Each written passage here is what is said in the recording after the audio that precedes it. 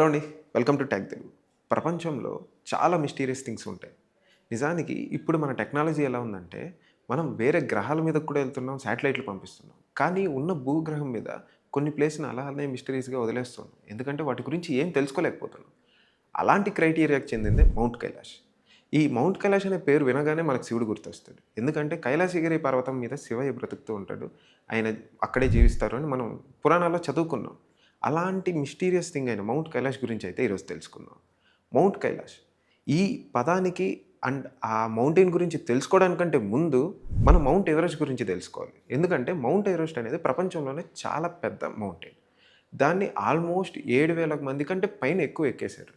29,030 feet height అయితే ఉంటది.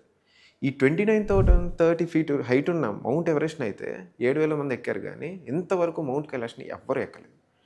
మన హిస్టరీ చూసుకుంటే ఒకే ఒక ఆయన ఎక్కినట్టు హిస్టరీలో ఉంది. ఆయన కూడా మనకి భూటాన్‌కి చెందిన బౌద్ధ సాధువు. మనకి మౌంట్ కైలాష్‌ని అధిరోహించిన ఏకైక వ్యక్తి మిల్లేరప్ప.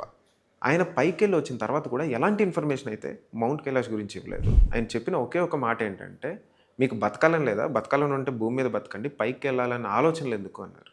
నిజానికి మౌంట్ కైలాష్ ఒకప్పుడు భారతదేశంలో భాగం. అఖండ భారతంగా ఉన్నప్పుడు మన భారతదేశంలో ఒక భాగంగా ఉండేది. మన భారతదేశం డివైడ్ అయిన తర్వాత అది నేపాల్‌కి చెందింది. కాకపోతే నేపాల్ నుంచి భూటాన్ రాజుకి గిఫ్ట్‌గా ఇచ్చారంట మౌంట్ కైలాష్‌ని. అలా అది భూటాన్‌కి చెందింది. ఇప్పుడు మనకు ఆ సరిహద్దులన్నీ చైనా హ్యాండ్ ఓవర్‌లో ఉన్నాయి కాబట్టి చైనా ఆ సరిహద్దులన్నిటిని మెయింటైన్ చేస్తుంది. చైనా వాళ్ళు కూడా అసలు ఆ మిస్టరీని ట్రాక్ చేయాలని ఒకప్పట్లోనే ఏం చేశారంటే ప్రపంచం మొత్తం ఎవరైతే మౌంట్ కైలాష్‌ని ఎక్కుతారో వాళ్ళకి సమ్ రివార్డ్‌ని కూడా అందజేస్తామని అనౌన్స్ చేశారు. ప్రపంచంలోనే చాలామంది టాప్ ట్రిక్కర్స్‌ని ఎక్కడానికి ప్రయత్నించారు. కానీ అందరూ ఫెయిల్ అయ్యారు. ఎక్కలేకపోయారు. వాళ్ళు చెప్పిన విధానం ఏందంటే, ఫస్ట్ స్టేజ్ దాటిన తర్వాత ఆటోమేటిక్‌గా మనకు 2 వారాల్లో పెరిగే గోర్లు, జుట్టు కేవలం హవర్స్‌లో పెరగడం వాళ్ళు చేంజెస్ చూసారు. అంటే టైమ్ ట్రావెల్ చేస్తున్నారా వాళ్ళు? మేబీ మౌంట్ కైలాష్ ఏమన్నా ఇంకొక డైమెన్షన్‌లో ఉందా? అది ఒక మిస్టరీ థింగ్ లాగానే మిగిలిపోయింది. అండ్ వాళ్ళు ఎంత ట్రావెల్ చేసినా ఎక్కడికైతే స్టార్ట్ చేశారో అక్కడికే తిరిగొచ్చేస్తున్నారు. సో, వాళ్ళు చెప్పిన విషయం ఏంటంటే, మౌంట్ కైలాష్ అనేది దాని డైమెన్షన్‌ని తనే మార్చుకుంటుంది అని చెప్పారు. మరి అది ఎంతవరకు నిజమనేది ఇంతవరకు అవన్నీ మిస్టరీలుగానే మిగిలిపోయాయి కాబట్టి మనకు తెలీదు. అండ్ మౌంట్ కైలాష్ గురించి మాట్లాడుకునేటప్పుడు మనం ఇంకా కొన్ని విషయాలు కూడా మాట్లాడుకోవాలి. అక్కడ చుట్టూ ఉన్న ప్రాంత ప్రజలు అక్కడ జరిగే కొన్ని వింతైన విచిత్రమైన విషయాల గురించి అయితే చెప్పారు. మనకు mount Kailash peak of the mountain cap ఉంటది గదా!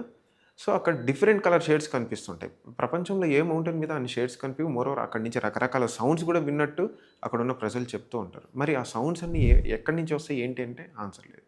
అండ్ సేమ్ వేలో మౌంట్ కైలాష్ దగ్గర 24/7 365 డేస్ ఓం అనే శబ్దం వినిపిస్తూనే ఉంటది.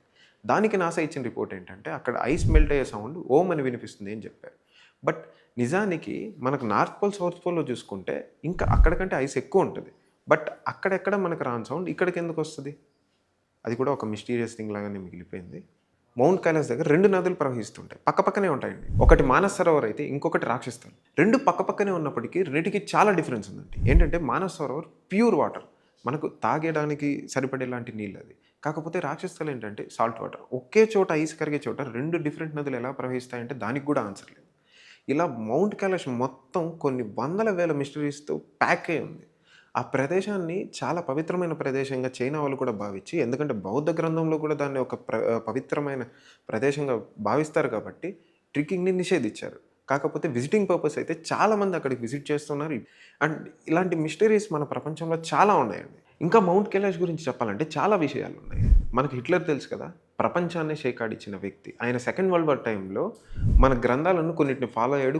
మోరోవర్ కొన్ని వెపన్స్ కూడా మన గ్రంథాలను చూసి తయారు చేసినవేనైతే కొన్ని హిస్టరీ బుక్స్ చెప్తూ ఉన్నాయి. ఆయన క్రిస్టియానిటీని తప్ప దేన్ని నమ్మడు. అలాంటి వ్యక్తి మన గ్రంథాలను నమ్మి కొంతమంది వ్యక్తుల్ని మన హిందూ కల్చర్‌కి సంబంధించిన రీజియన్స్‌లో వెతకమని చెప్పారంట. కొన్ని ప్లేసెస్ కోసం.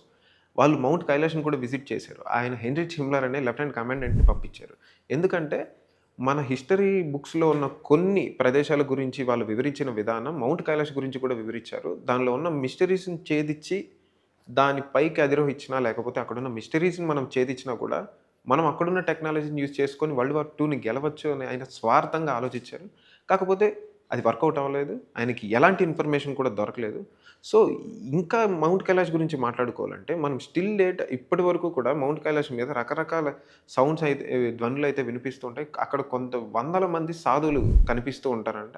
ఆ సాధువులు కూడా ఒక్కొక్కరు 100, 150 పైబడిన ఏళ్ళ వాళ్ళు అక్కడ ఉంటారని చెప్తూ ఉన్నారు. వాళ్ళు కూడా ఎలాంటి అట్మాస్ఫియర్‌లో ఉన్నారంటే, అక్కడ చూసుకుంటే -20+ డిగ్రీ సెల్సియస్‌లో ఉన్నారక్కడ. అంటే -20 కంటే ఎక్కువుంది అక్కడ టెంపరేచర్.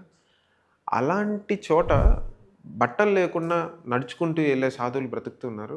అక్కడ అలాంటి చోట మనం బట్టలు లేకుండా కాసేపు నిలబడినా కూడా చనిపోతాం. మనిషి అనేవాడు -4 ° కంటే తక్కువ ఉష్ణోగ్రత ఉన్న చోట బ్రతకడం చాలా కష్టం. ఎందుకంటే ఫ్రీజ్ అయిపోయి బ్లడ్ ఫ్లో ఆగిపోయి చనిపోతాడు.